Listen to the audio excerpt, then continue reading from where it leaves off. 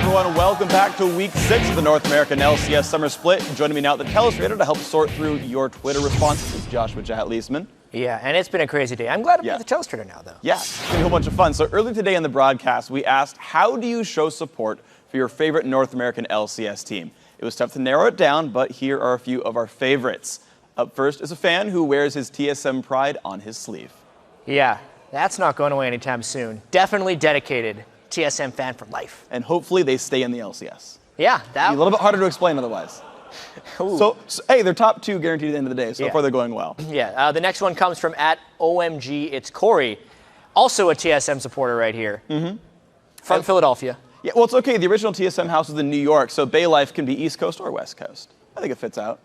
It's not cheap getting those license plates. Well, actually, it's from California. The plate, though, it's all kind of. Oh, yeah. I like how we missed the giant cursive red California at the start. But it's okay, we've got it figured out. Next up, Bianca Bernal proves that team spirit and fashion can go hand in hand. Yeah, that is difficult, I believe. Yeah. If I were someone to do nails. But yeah, not done the whole nails, though. That's true. You should get at least 9 of them to be thematic. You can miss one, but that's it. So you got some work cut out for you, but it's okay. Yeah. Still pretty good. @AsXLim writes, supporting COG while serving tea at work. That is awesome. Yeah, COG shirt, COG barista. I think it's great. I always love running into people in real life, like at restaurants, whatever, who play League and recognize the players or anything like that. It's so fun. It's just great to see people outside the game as well. Next up, Afro Circus sent in a snapshot of him sporting a Dignitas hoodie while cheering on Kiwi Pie. Afro Circus helping Dignitas. Traitors. Yeah, a little bit of mixed loyalties right there. It's okay. It just means he likes all the teams. @LuxRixanix actually sent this picture showing her sweet support for TSM in the kitchen with a cake. It's a good cake. I would eat that cake. Yeah. Wonder if she would give to TSM. Would TSM eat that cake? I hope so. Yeah, I think so too. Yeah, see if it happens. And finally, we have @Erica Hendel putting her artistic skills to work. And look at that one. Damn. Yeah. That is more skilled than I am. Yeah, that is really cool. Is that charcoal? I'm pretty sure. It is. Yeah. Jeez. No matter what it is legit after all. Yeah. Of course, you can still join the fun by tweeting us @LOL Esports and using the hashtag LCS, because all the cool kids are doing it, and peer pressure is a good thing. Now, as we throw it over to Riv and Kobe to set the stage for our next match, Evil Geniuses say they still need a little more time to break in their new lineup. I think EG right now are getting used to their new players, all taking Helios, so they have a lot of potential, but I think they're not that well coordinated right now. Sometimes their communication can be rough. We try to talk in English all the time when we're at the house, and just Korean when it's something really, really specific that he doesn't know how to say. Overall, it's improving quite a bit. Helios has a lot of experience, so he can guide the team and make them do great stuff. New players always mean new opportunities, and Evil Geniuses is definitely a team that can make that happen. We'll see if they can right now. We're on to our next game, EG versus Team Curse. Now, these are two teams that are both looking tougher than ever, and they have improved, but with how tight the competition is in the North American League right now, they just haven't improved enough to climb in the standings. They have taken games off some of the top teams, but they've struggled to find that consistency that everyone strives for. And for Curse, they've finally separated themselves from the Evil Geniuses and will be looking to build on that lead in the standings. Yeah, Quas specifically came up big in their upset win over CLG last week. He's always had this interesting champion pool for the top lane, and with the new patch, there will be an increased emphasis on counter picking as we may get more traditional 1v1 matchups. Yeah. So fans may finally get to see Quas shine on some of those new champions, although I did ask him before the games today, and he said I would be disappointed. So that's well, maybe he'll disappoint you on that and actually it's a trick. Get the pick. The mind game. As for the Evil Geniuses, they've shown improvement, but continue to be a work in progress, you could say. Yeah, Evil Geniuses have been trying to reinvent themselves pretty much all split long. With this 410 patch shaking up the entire league, this is definitely a big opportunity for them. And one of the things that we've already seen Evil Geniuses doing, even before this 4.10 patch, is putting that extra emphasis on the early dragons. They've stopped some of the early dragons. That's a great strategy, especially now that the value of the dragon has gone up with the new patch. However, you actually have to execute it properly. We've seen a lot of teams now expecting this strategy and countering it. So the people who go try and stop it just end up dying, and it snowballs against them. You have to counter the counter of the counter. As soon as somebody comes out with the next move, Just then gotta there's believe. always a one-up. All right, let's get it right into this one and see who can get that first one up. On the blue side, it's Evil Geniuses. In the top lane is Inox, Helios in the jungle, Pole Belter in mid lane, Altec to carry, and Crepo on support. And on the red side, it is Curse. Up top is Quas in the jungle. I will dominate. Mid Void Boy, AD carry Cop, and supporting X Special. Both of these teams coming in, 1, 3, and 9, Evil Geniuses, 4 and 8, Curse. Both teams have had the ability to kind of take down top teams, but both are also faltering against the lower teams. It's a weird situation that they have. And then we see teams like Complexity beating Cloud9. Topsy-turvy NA system. Complexity really impressed me that last game. The strategy that they put into this first game, coming back off of this 4.10, all the changes, it seems to me like they have pretty much hit this patch just running. They have impressed me the most out of all the teams, and as far as adapting goes. And who knows, this might actually be kind of that level up that EG needs. Maybe we haven't seen all of Helios' champion pool. He's only been in a few games for Evil Geniuses, and considering he's still a tryout for them. So we'll see what he can bring out to solidify that spot. Yeah, and everyone keeps talking about how much of a veteran Helios is. However, that communication is definitely an issue. Being able to communicate those ideas clearly and quickly inside the game sometimes can be a problem. But the whole team knows that, and they've been working on their shot calling a lot together ever since they got him into the house. Pretty much, it's just getting better and better every single week. And this was a pretty quick matchup last time we had it. It was a 28-minute match, Curse win. They were able to come out strong. At first inhibitor at 26 minutes, so you can kind of tell that after the inhibitor, they had a full control. 2 minutes later was the win. We'll see if EG can stop that this time. We'll see if they put up a little bit more defense. Picks and bans has been quite a variety starting out here in Week 6 on 4.10, so let's see what EG and Curse have done for homework. Yeah, some of the biggest changes have been more utility and range-oriented top laners, whereas bottom lane supports have gone really heavily towards the sustained supports like Nami and Sona. So a lot of emphasis has been put there as well. Some cases, this has actually let through the top two junglers, Lee and Elise, which were pretty much completely banned out previous to this. But this time around, he does get one anyway. Cop and Altec on your screen. Now the supports that will be right behind them offering just that, a little bit of safety. We've seen some great support picks today. Sona even getting into the mix. Seen that over a bit in Korea as well. As we finalize out the bans, Kassadin does find himself a blue side ban. What are they kind of forcing to get out of here on the side of Curse? Yeah, interesting to see blue side Kassadin ban always. However, Kale being up right now, there's a couple of different options here for Curse. They're trying to decide which of these very strong champions they don't want to give up. They could leave up everything, go with a throwaway ban, but if you do that, Kale is pretty much right now considered basically the top pick. If you have any single one pick, yeah, there you go, the top pick for that lane. If you have any single one pick, pretty much teams are always first picking this Kale. However, that leaves up so many more options. There's Lucian for the bottom lane. There's TF for the mid lane. Lucian didn't even get picked last game. Crazy. Elise for the jungle. With Lee Sin being banned out, that's definitely a very high priority. And Curse have also banned out the Nunu for Helios. So we will get to see a little bit more of that champion pool. How deep does it go for Helios? That's interesting. Curse puts a lot on that, and Nunu does provide that map pressure. Curse knows it, and they feel that Helios can apply that pressure accordingly. That is a ban Nunu. For the last one, the Kale goes over. Considering the power of those two, we know where Curse's mindset is. They want to be able to control the game. They think the lanes will be all right. Really? Free. Well, it's interesting that Curse go with this strategy of leaving Kale open, which is a very obvious first pick for EG, but then they wait a little while for their second picks there. Just kidding, we're back. Darkness. We're going to be losing LP if we leave Champion Select now. Can't do that. Yeah. So we'll see. Now Tristana and Elise locked in. We got a hover on Evelyn for Helios at the moment. He's just hanging out while we wait to get you back into the Champion Select screen. We're still going to paint it for you. A beautiful picture here. Some lovely little clouds. Beautiful mountains. There's a few technical issues. And they are still going through Eve it, lock in. Eve has made her way down the stream here into the picture. There she is. So the thing about Evelyn now, a lot of people used to build Randuins on her because as their first defensive item, just because it's an all-around amazing item. However, with the recent nerfs to her, I really favor just getting a little bit of health and then turning into a Frozen Heart rather than completing to a Randuin's. Don't be a bonehead. That's not going to happen, don't worry. Anyways, Frozen Heart now is definitely one of my favorite items on champions that can benefit from it, like Evelyn, because she thrives when she gets cooldown reduction. And the Frozen Heart attack speed reduction was not touched. It was just the Randuin. So we'll see if Helios goes that route.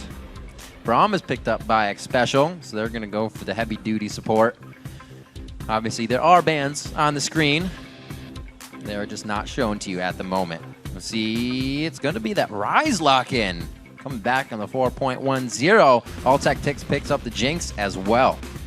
Very interesting here. Void Boy is the final pick on that side. Interesting solo laners here for Evil Geniuses, because you're not quite sure which one is going to go top. I definitely put my money on Kale right now because she would have a pretty good advantage over Renekton, but same thing with Rise. If they're able to abuse that range early on, then they can actually do just fine against Renekton. And then it's all up to jungler intervention, because that's easily turned around. Any range champion, yes, if left alone, you have that advantage over the melee. However, the melee always has that kill potential, the pressure on you, especially if their jungler comes.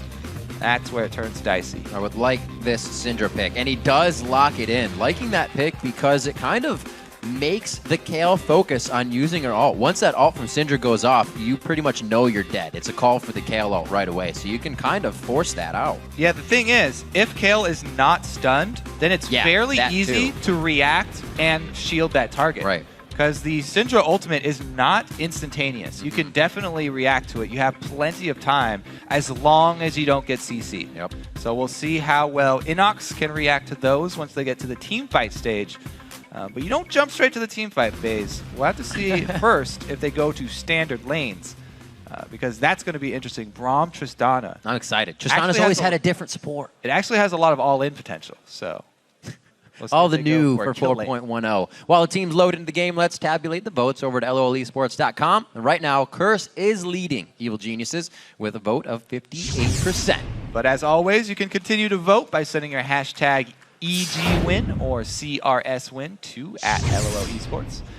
Just keep on tweeting those, and we will keep updating.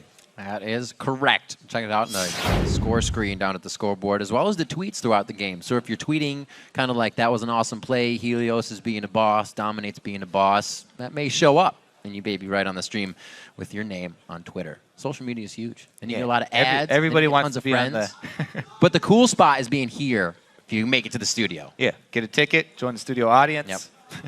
You get to see matches like we just had the previous two, especially for 4.10. You're here to meet the pros, talk to them about the newest things that they're trying, if they'll kind of give up what you want to hear. You know, we always try to get it out of them on the interview desk, but it's here or there. Sometimes they give us a little bit. Yeah, plus you can get them to sign your face if you want to. Absolutely. Right across the forehead. Doesn't cost a thing. Just bring a permanent marker.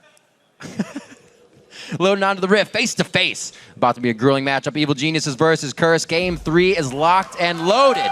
We are on to the Rift. Poro stash. Unless you have the opportunity to get yourself a Poro. Yeah, absolutely.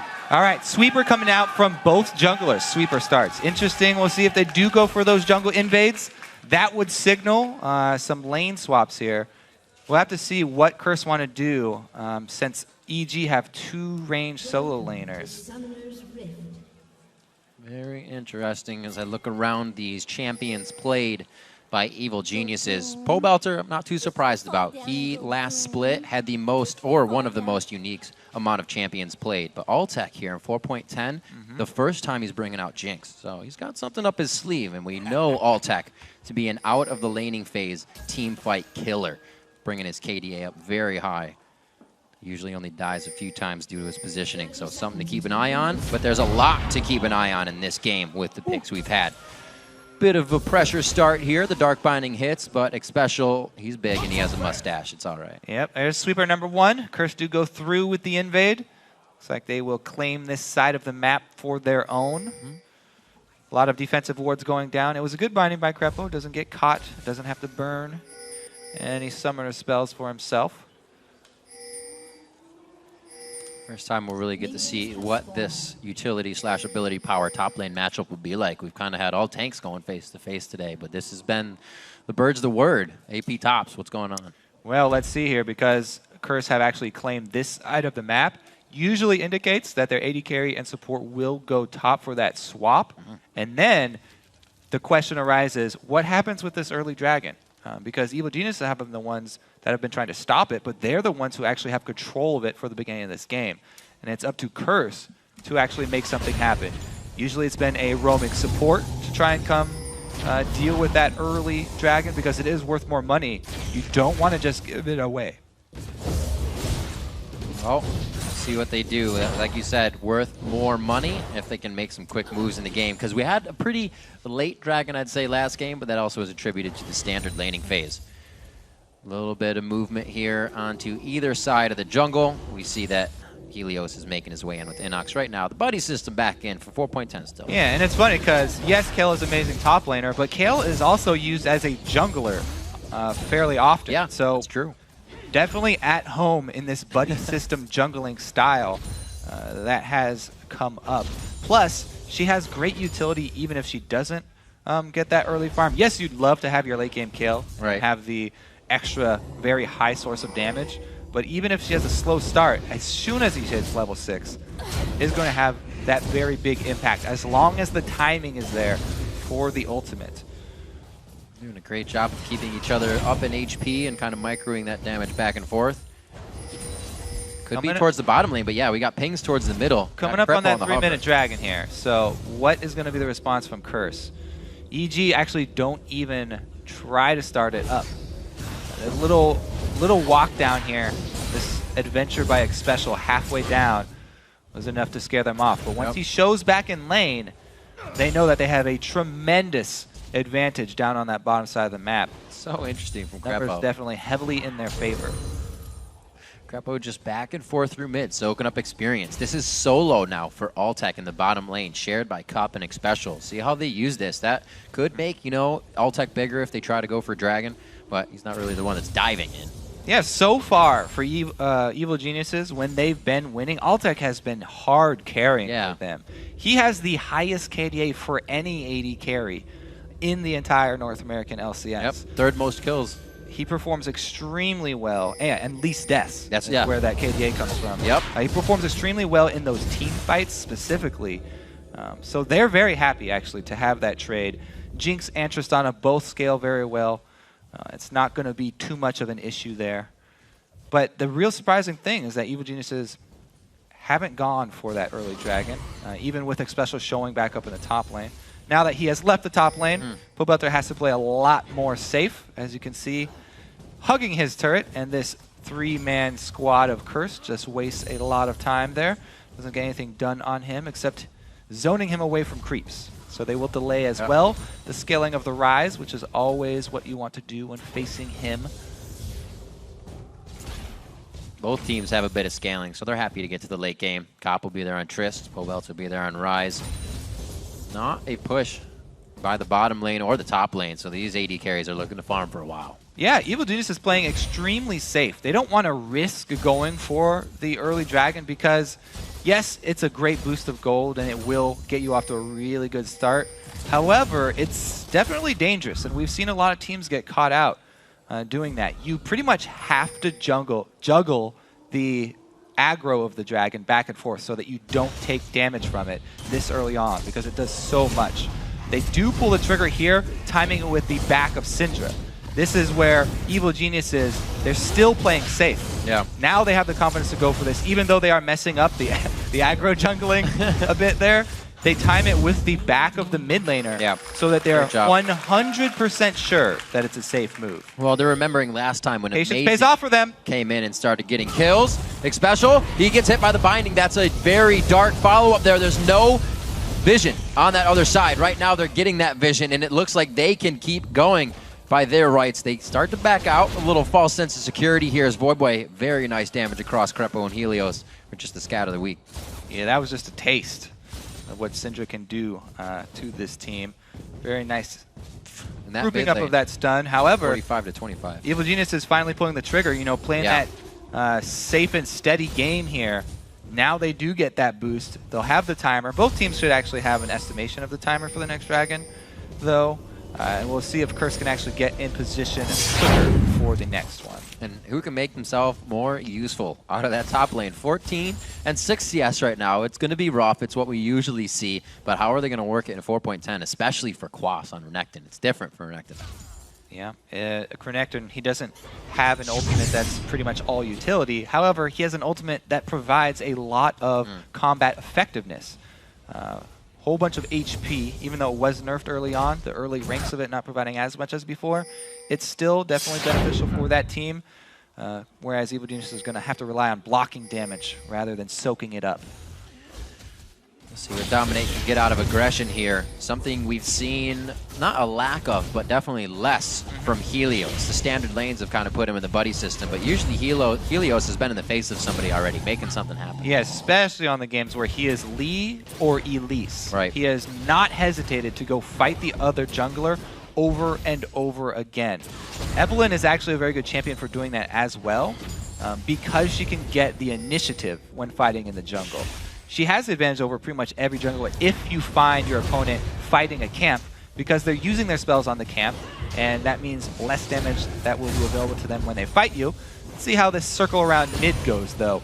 4 versus 4. AD carry still farming Sard lanes. You see what kind of pressure Void Boy and the rest of the composition provide there. Just scatter the weak, puts Rise, or rather Pobelter, back on his heels, and they can't even get close to dominate Cocoon, and the rest of the team's ready. Here's Helios for that aggression, finally. Yeah, so this is actually the opportunity for Curse to get 3 buffs second time around. Quick smite there, is able to snag it. Helios does not get his smite off in time. So EG still trying to make moves. Top turret could go down quite soon, and that would mean Cop is on the move. Yeah, good teleport in here for Inox, trying to collect some extra experience. It is that time for him. Quas did the same thing, though. All he had to do was walk down to the bottom. Ooh. Prediction binding there. It wasn't as bad as it looked. He predicted a dodge from Void Boy. Just a little bit too far wide there from Crepo. Pobelter feeling a bit of the pain with a Negatron cloak. First buy in mid, 30 CS down there. And that's where you can see Crepo's been helping, or trying to help. Helios has been kind of in the buddy system and hasn't been able to help. And Void Boy, he's having real fun in mid now. Yeah, the story here for Curse is going to be, Inox actually takes a good chunk from Cop, who is a higher level. So even though it's technically what would be a solo laner versus that could have been great. AD carry, Cop definitely has a huge advantage here. If they can get those concussive blows to lock on, Inox was not 6 yet. Right, so this is why I was saying this is potentially a kill lane, Tristana plus Braum. Tristana can be an all-in AD carry, as we've seen from Complexity, Robert. Not hesitating to rocket jump into the fray. When you have this type of level advantage as well, should give him the confidence to do that. However, we always talk about how Cop is not the AD carry that's aggressive and will make those solo moves. Right. He's much how Reckless used to play, where Reckless, he said he would wait for his opponent to make a mistake and then capitalize on it. That's the same mentality that Cop has always had. However, Reckless is trying to change that strategy, and Cop as well at times has tried to change it and be more of an offensive AD carry. You got to have that switch. You got to be versatile. Turn it on, turn it off. I mean, I think Cop out of most AD carries. Oh dear, that turret goes down a little faster than I think Quas thought. He uses one slice without the dice, and he's in safety. So both AD carries, though, since they've been hard farming this entire time, have not gone back to purchase. They still do very low damage. So even though Quas does get caught in the combo, there's no items there to back up the catch, and he is able to escape safely. Since they also both got very easy laning phase, both of these AD carries will most definitely be going for the Infinity Edge late game build, trying to combo their early Infinity Edge with some crit. Oh, Tristana actually fills a whole Blade of the Ruined King with his first purchase back. Yep.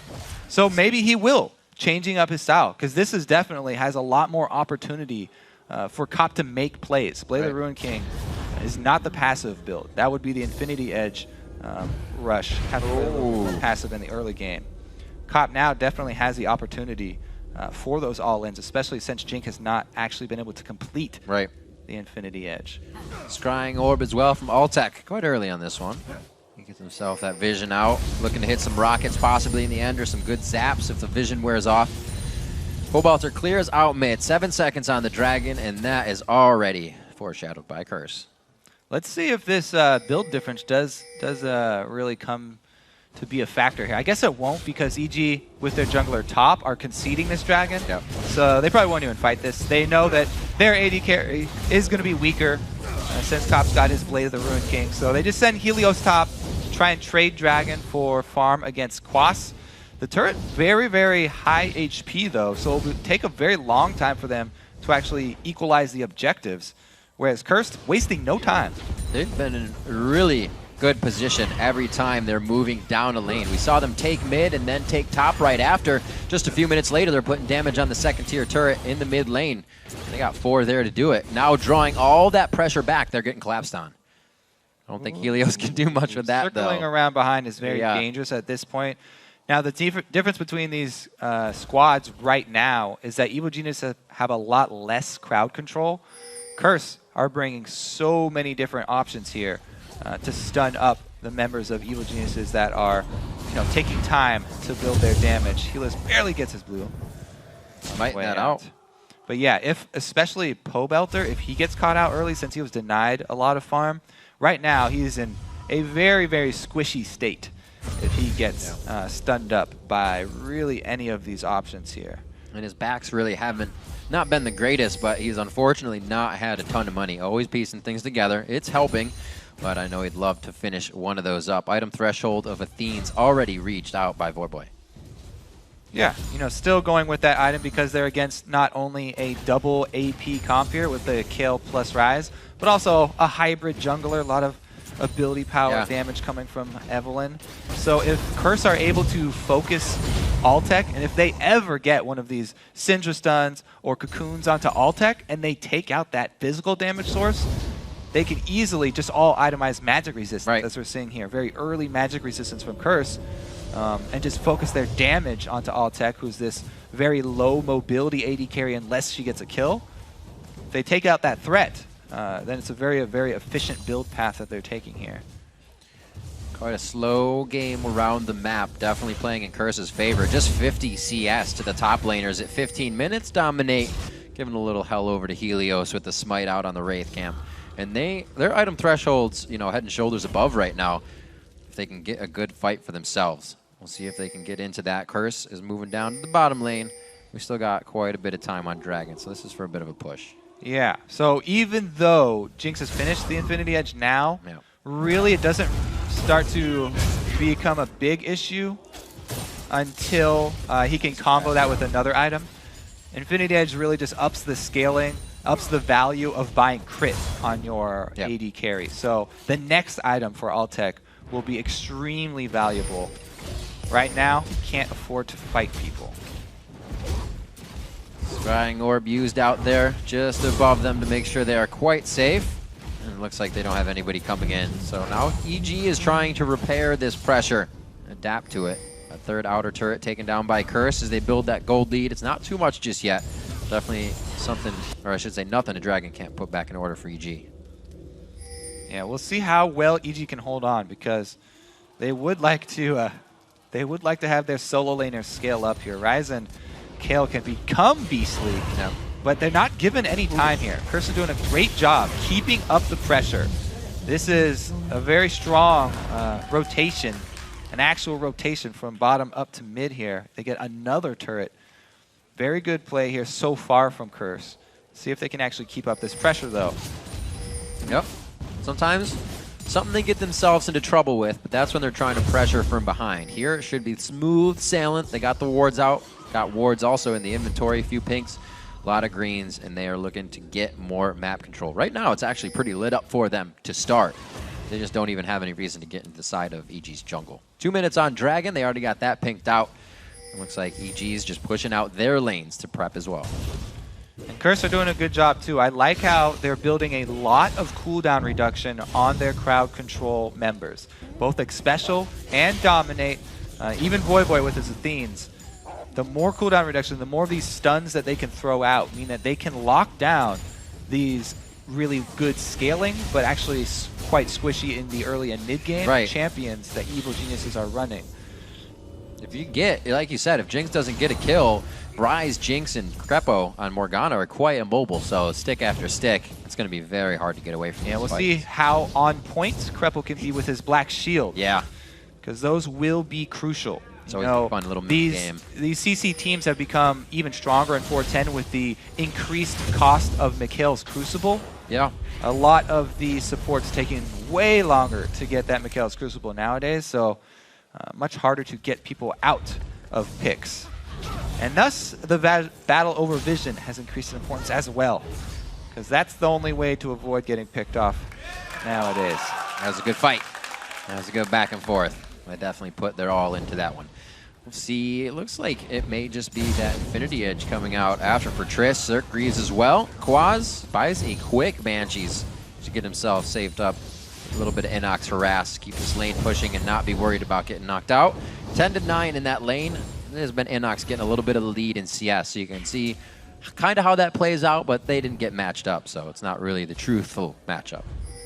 Kayla is actually very strong at split pushing as well, so yeah.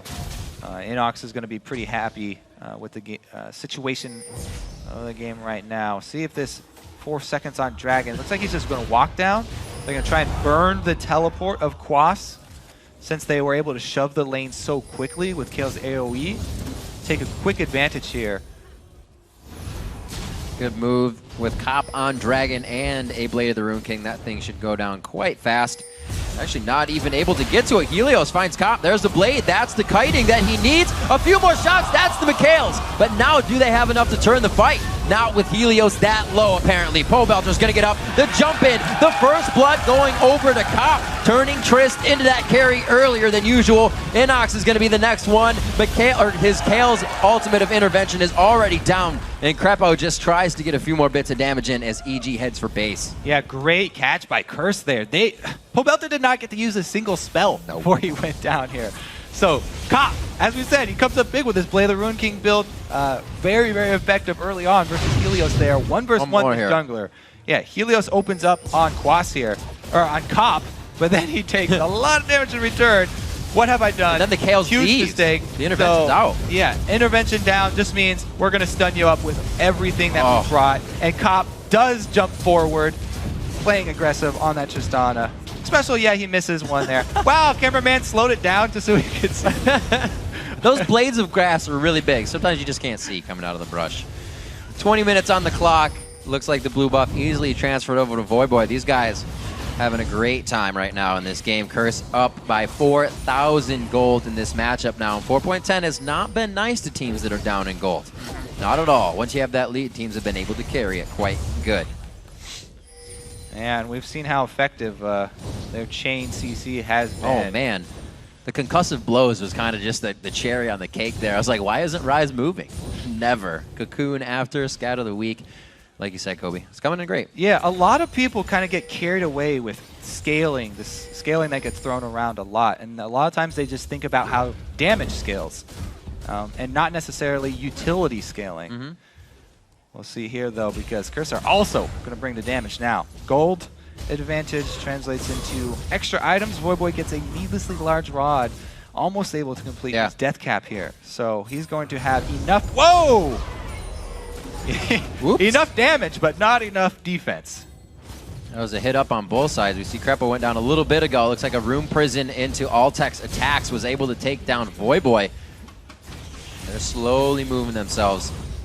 So, Crepo goes down for that kill, by the way. Right, yeah, he did get it, yeah. I think it was a flash in for an... Oh, he so hit it right over the minion. Ult, yeah, okay. So binding into flash ult sacrifices his life for the mid laner. And you can see that reaction ult from Voyboy. If you're going to take me down, I'm taking you with me. It's a big Altec right now. 203 with an assist on top of that. Tristana already getting more of that crit and attack speed, so that's only going to hurt.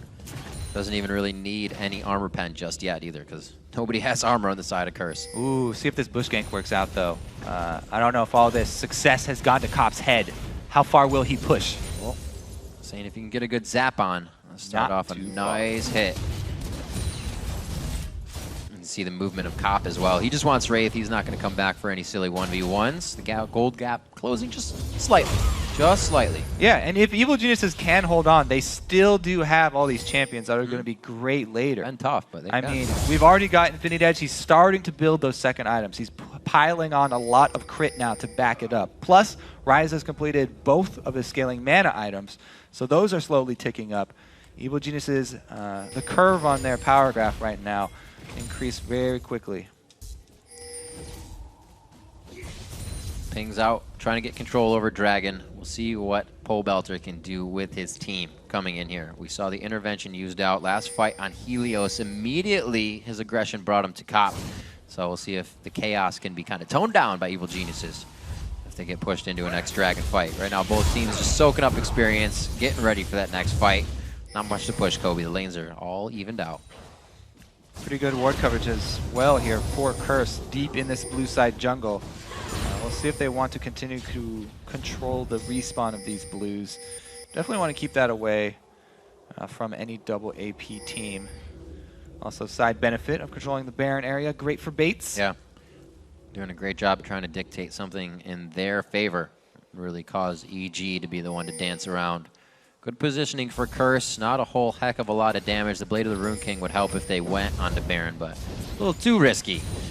So they stay off. Helios just on the outside, scaring off Cop. A little bit of a stalemate. Nobody wants to make a move. Usually, as I just said, Curse, when they're kind of ahead, will push themselves into something that seems a little dangerous. Okay, never mind. Baron Pit is a little dangerous. It's a little dangerous. Dare Curse to go for this, though. They send down Kale bottom. Baron's this only puts the crunch on 75%. Curse. It makes Curse have to make a decision right now. They commit to Baron, but it deals so much damage. Out of the fog of war, you see how much damage Dominate took. They weren't really giving the damage back and forth. Altec's on the outside. A flash from Quas tries to shut him down, but he flashes and nobody else can get that kind of gap close. It's Altec on the backside. What does Altec do in fights? He crushes with the rest of the team. He hits the stab. He flashes in for the double kill. Altec going crazy this fight. A triple kill? Yeah, it's going to Pole Belter though because he's a good guy. What a move from Evil Geniuses. Inox teleports in with his intervention on him. We always talk about the timing for this Kale ult. He's right in the middle of this Cursed team, but they all have to run away because he's invulnerable. What a move from Evil Geniuses, forcing Curse to commit to something by sending Inox bottom. They're rewarded with Baron on top of it. Beautiful play. Wow, 24-minute bring it Baron. Here comes Inox, right in the middle of the whole team, but he's invincible. Cop is shooting at him, 0 damage done. Quas actually had to soak up the damage, and he goes down fast. Zap into Flash here from Altec. Tip of the cork. Nabs dominate, and they're easily able to chase him down. The speed of both Ryze and Jinx. What a beautiful collapse from Evil Geniuses on that Baron. What a turnaround. Curse is trying to clean up the bits now, clear out the wards on their side of the map. Evil Geniuses, many items completed there. Looking to get the Seraph's Embrace up on Pole Belter quite soon.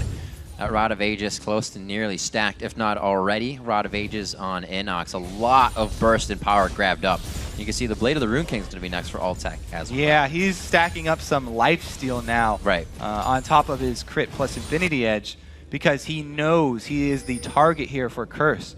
With Curse putting a lot of money into magic resistance defense here, they know that Altec is #1 target. And since he's very low mobility with Jinx, he's going to have some sort of survivability. He's going to rely on that life steal for now. Rest of Curse really need to start getting some kills if they can. Voidboy is the one to hold 2, and he's been quite a big focus. Also allowing Helios and Pole Belter within this last fight to get Negatron cloaks. Almost nullify the fact that he can zero them out. It'll still be a lot of damage, but EG is just getting themselves every little advantage possible as this game goes on. Pushed off of this, so Curse still has the siege stop potential.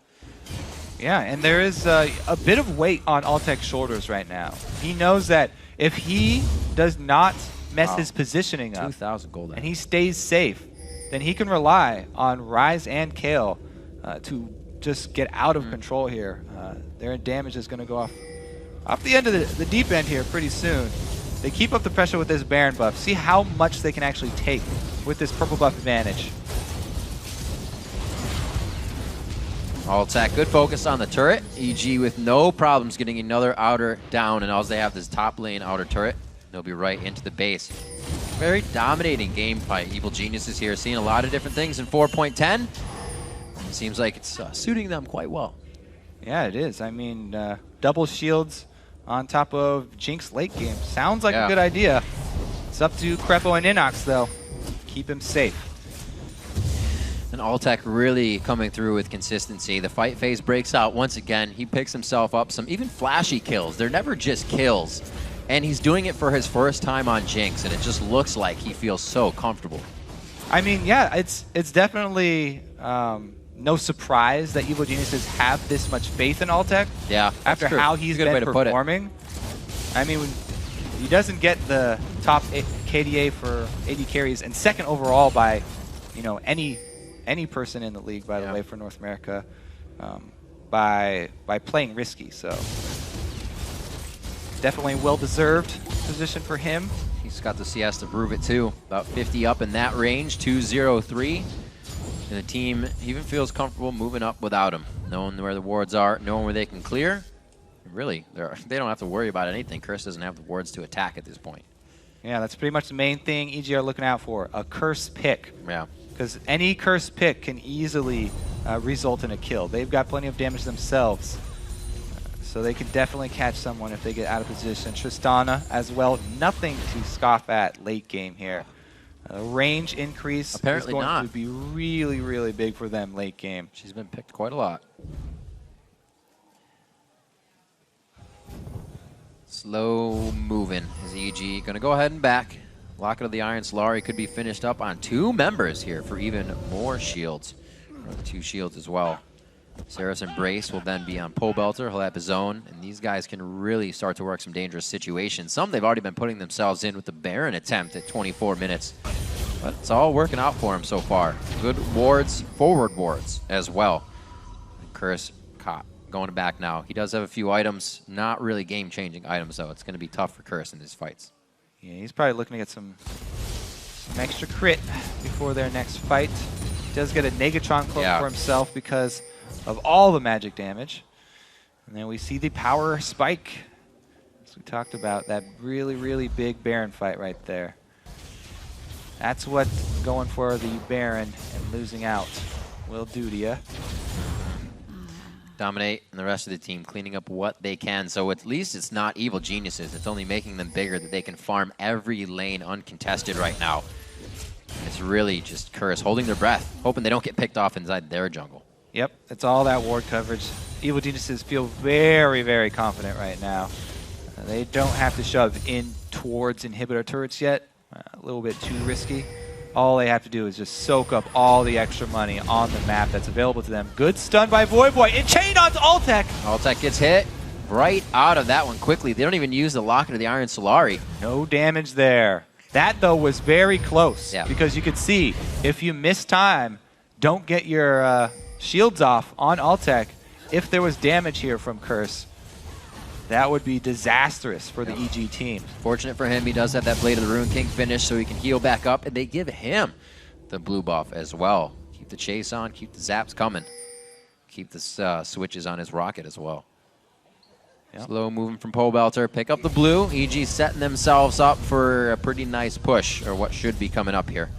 Voyboy, he fared well in mid lane, but he's not able to use any of that power with the amount of, you know, how far the other lanes fell behind. Yeah, I think it is looking pretty bad for Curse in general right now. You know, not even just Voyboy, because this late game Kale is a split pushing beast. Inox with teleport.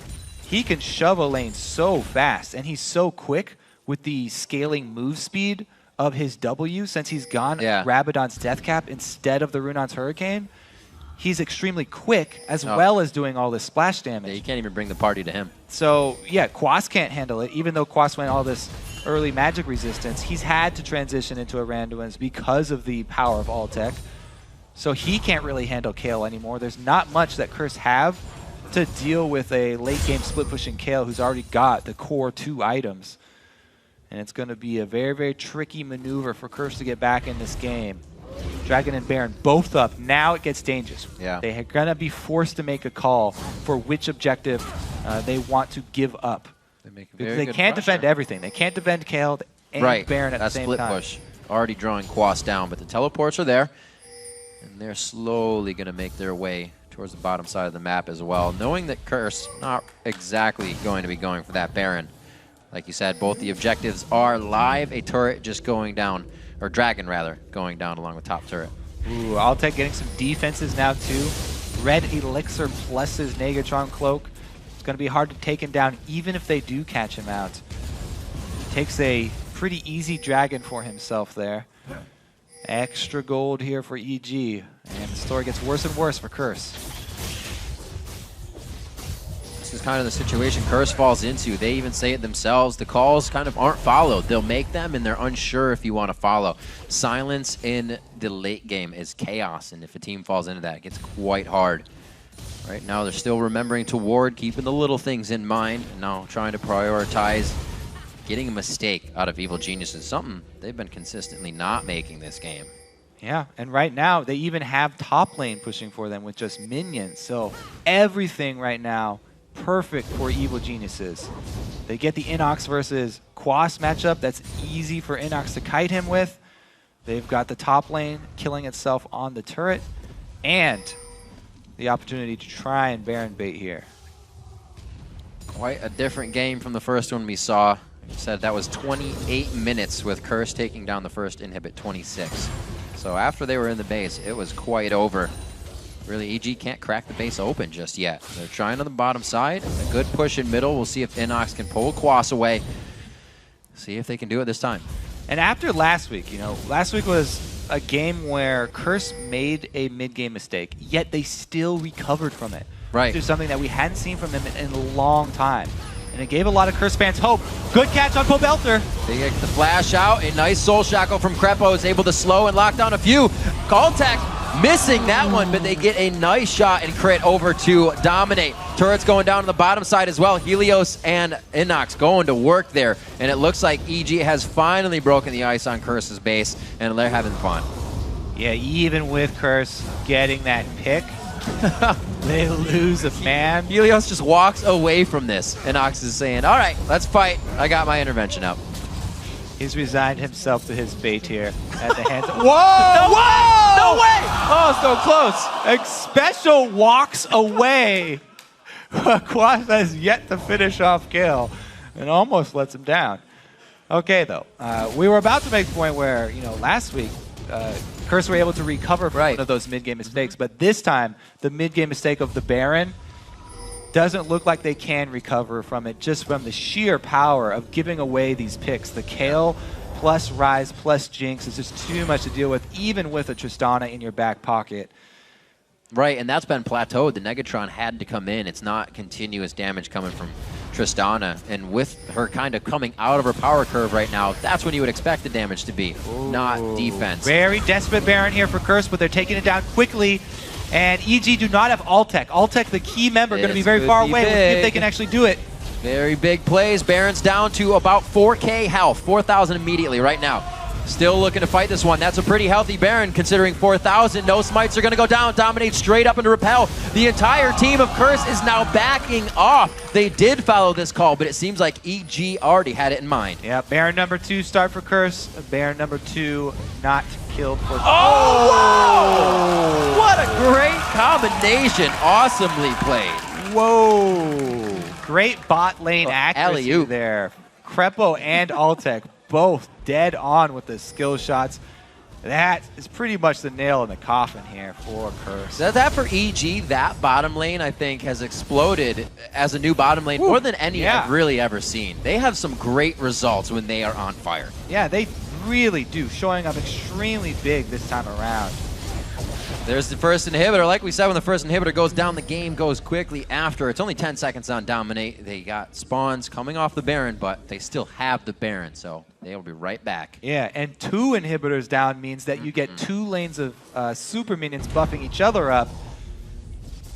Pretty much Evil Geniuses just have to walk in there. Yeah, the waiting game. And throw a parade for the super while they take down next. Rain on Curse's parade. Like Cop said, somebody always has a lead. It's usually your opponent. Ouch. See if they can change that around. It looks grim right now for Curse, but anything can happen. 11,000 gold lead is really what EG is just going to flatten Curse with as they make their way into the next base. 2K, 404 on Altec, consistently bringing through the cash out of the laning phase and into the fighting phase. Looks like it might be a Mercurial Scimitar for him as well. Yeah, because of the Mikhail's changes, a lot of people have been going to get that. But, you know, now he's got Mikhail's, plus he's got a Quicksilver Sash. Plenty of options for Altec now. There's not really much hope for Curse bringing him down in the back lane. Man, look at this Kayle, though.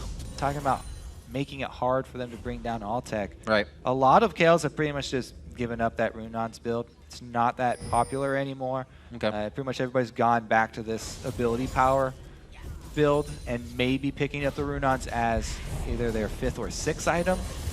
And just for the end game splash. Right now, though, he has that point that's extremely scary with Kayle, where he has so much burst. Right. Blue Elixir on top just means somebody's going to get in a hurting. Scrying Orb being used out. The damage coming through if EG is to get into range. Looking at the mid lane, you know, we talked about a little earlier that Curse kind of excels one at a time, never in the same game. Boy, 332 to 250 with kills in the mid lane. He had a good time there, but like we said, couldn't revolve around the rest of the team. Not doing so well in the lanes. Right now they're trying to pick up the slack, stop the inhibitors from going down, but it is a stranglehold from Evil Geniuses right now. Taking control, 38 minutes. They're trying to dictate this last inhibitor turret. Yeah, Curse missing their mid-game opportunity. Now it's going to be a very difficult road. Slow hits. They're back to the other side They'll get of it. the map.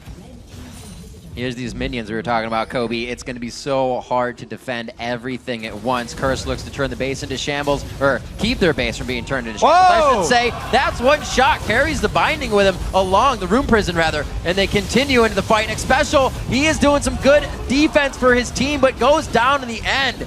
They're going to be cleaning this one up. Altec with a few more kills. A triple kill to end out the game at 7-0-4 on his first Jinx play in the North American LCS. The last shot, he gets double lift on the 5. Going for the he gets the pentakill! First play on Jinx in the LCS. 13-6, 39 minutes. EG wipes out Curse. Altec with the pentakill ending. Evil Genius is coming out so strong here. They have wanted to separate themselves from this bottom 3 pack for a while now, bringing in Helios, coming out with a very strong showing on 4.10. They're making a pretty good case for themselves so far here. A lot of teams that would make 2 changes during a season would be crushed, crumbling, trying to find a way to get the communication going. But with the change at AD carry and so far a tryout at jungle, things seem to be going the right way for Evil Geniuses. Definitely say that again. All members performing very well. Coming out very strong. Timely interventions from Inox, Black Shields and Bindings from Crepo. Good job by everybody so far. Curse, yeah, they're definitely gonna rethink that mid-game Baron there.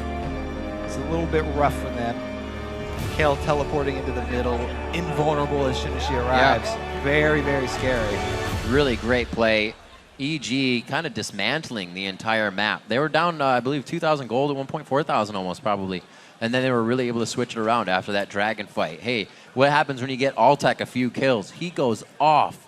He just goes off. New champion this game, unique pick on Jinx for him, and it just played out well. It's not even like Crepo felt uncomfortable in that lane. Yeah, that was Altec with just Infinity Edge, boosted up to Altec with Infinity Edge plus Static Shiv, and he just went crazy after he got that damage. And we actually didn't get the standard lanes this time. So things kind of faltered out for the top laners, and we saw how much more that hurt Renekton this time, how much it kind of gave Kale the upper hand, and then you can't do much when Kale's up like that. We saw Quas just getting pushed out in the split push. And EG played that early game very safe, too.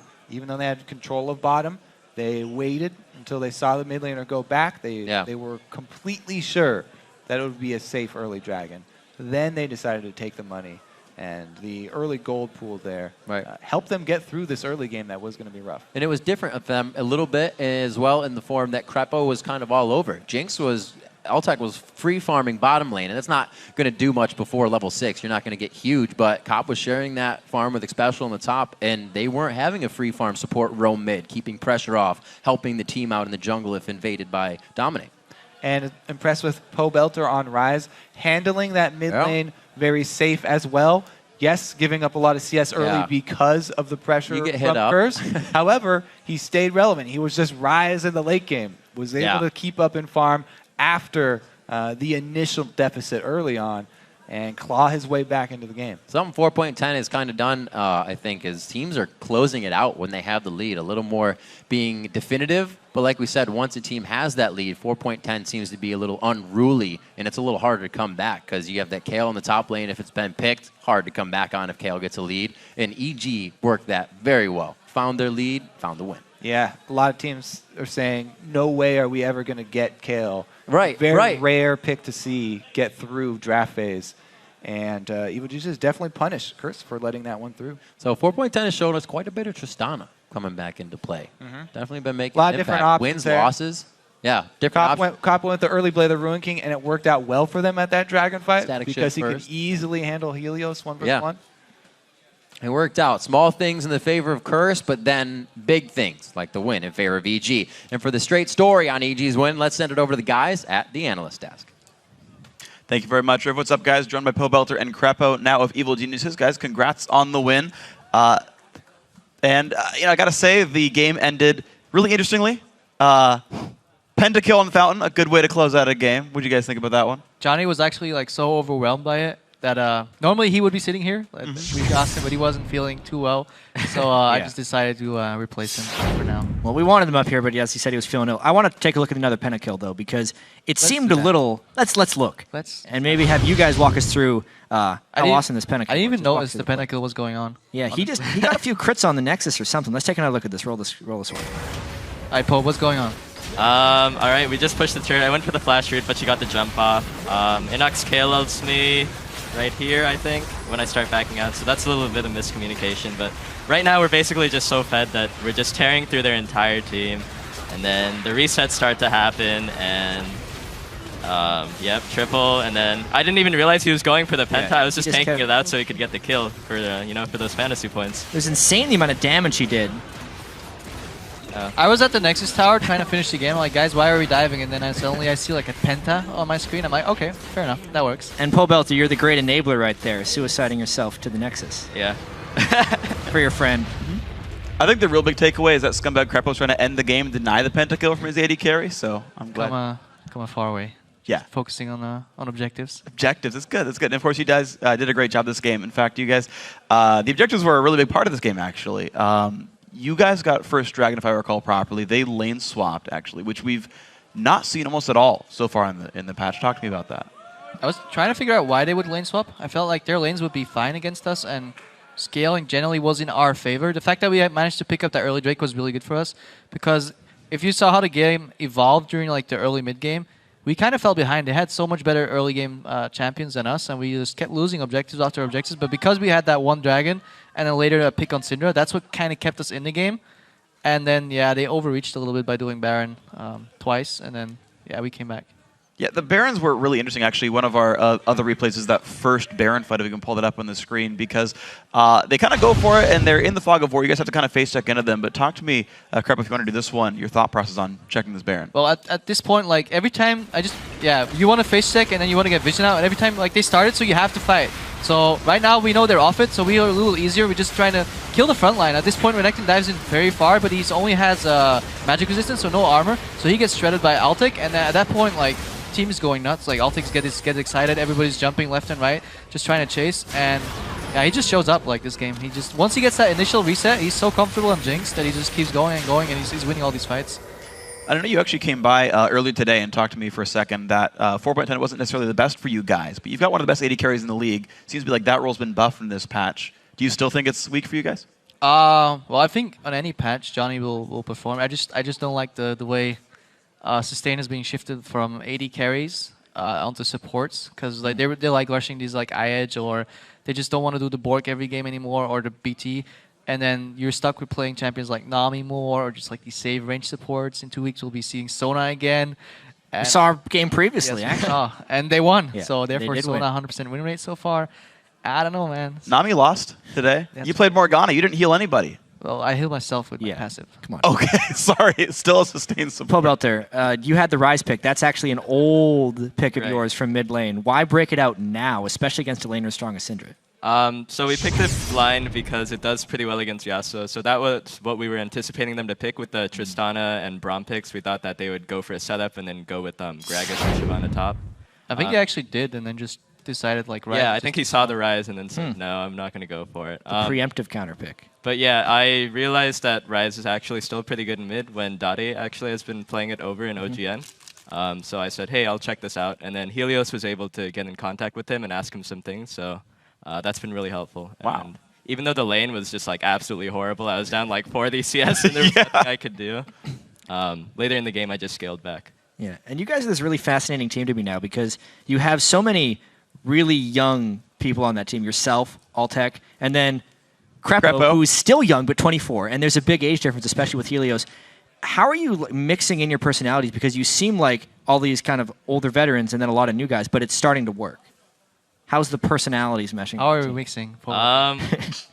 I don't know. I think we all have really similar personalities. We're easygoing in real life, but we're serious about the game. And so even though we're far apart in age, our personalities are pretty similar, so it doesn't pose much of an issue. I mean, and if there's any issues, like, we just bring them up. I mean, every team has their own problems at one point, and then you just try to bring them up and fix them. That's the good part about being a veteran. It's like, you've had plenty of issues already, so you're used to fixing them and talking about them, and that's just what we try to do. Sure, I guess you've played with 17-year-olds before anyway in the first place, so I guess it makes a bunch of sense. You guys are actually a team of players from 4 countries as well, which is pretty remarkable, and that all seems to work out. I don't have a question, I just wanted to point that out, really. But what I wanted to get back to, actually, was you talked about the fact that you got to listen from Dade, one of the best Rise in the world, about how to play mid lane.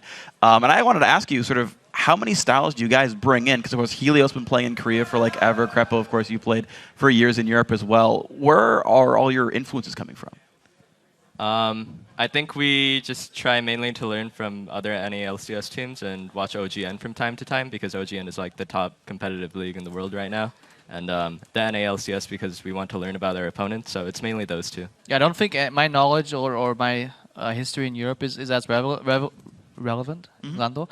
But yeah, like, I mean, I played there like a year ago. By now, the meta has changed so much and so far, and when I was playing there at the end, I wasn't performing too well towards the end of the season, so I don't think we should take from that period of time. Let's just look at the Koreans.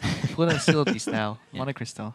I mean, you guys are now 4-9, but with the victory brings you into a 3-way tie, actually. And I remember talking with you guys a little bit previously saying you really need to make a move to distinguish yourself from those teams. But with Complexity also getting the win against Cloud9, how much do you guys actually have to win to distinguish yourselves? Well, if you look at long term, like short term, you want them to lose, and you want to be above them and get that 6th place. But long term, if these bottom teams keep taking games off the big dogs, eventually maybe we'll come to like a 4-way tie for the bottom 4 places, and you can slowly move your way up. Just depends where your ambitions are. Like if you want to get that 6th place or maybe get somewhat lucky and end up 5th or even higher, I think you just have to take it one game at a time. Well, speaking of taking it one game at a time, you're 3 games behind Cloud9 right now. You play them tomorrow. Of course, they lost to Complexity today. What are you thinking about tomorrow's match?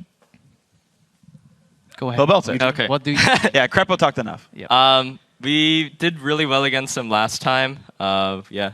And wait a second. Cloud9. You beat them. Yeah, we did win. Yeah. We did win. So Complexity was able to take them down today. I think that we'll be able to form another similar upset against them. And hopefully that will help close the gap and then start moving us up into that 6th place spot. And then from there, maybe we can look at going even further from there.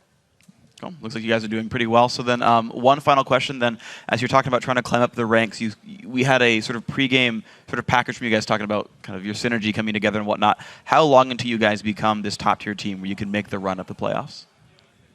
I don't think at this point we can really say, okay, in X number of months we're going to be the best. But I think it's one just game at a time.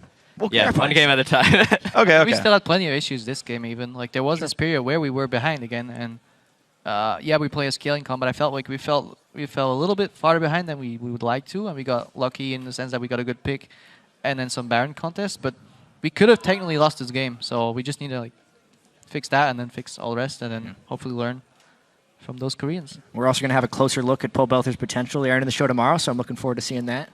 That'll be good. Tune in tomorrow, guys. But, of course, keep tuning in today because we've got to take one final break before we kick off our last battle of the day for first place between Dignitas and LMQ. Don't go anywhere.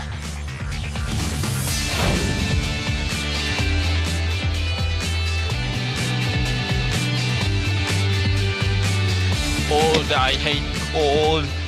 Oh. But you should cha-cha-cha-cha-cha. Cha-cha-cha-cha-cha-cha. Do-do-do-do. Do-do-do-do-do.